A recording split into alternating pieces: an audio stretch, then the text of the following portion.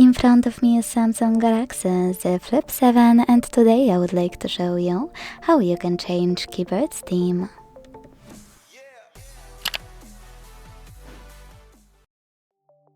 Begin by launching your Samsung keyboard and clicking on gear icon at the top of it. Now scroll to hit theme. And without any additional apps, change your Samsung keyboard's theme by clicking on one of those. When you finished, just go back. So when I do that, as you can see, theme of my keyboard has changed. Thanks so much for watching. If you enjoyed this video, leave a like, comment and subscribe. Bye!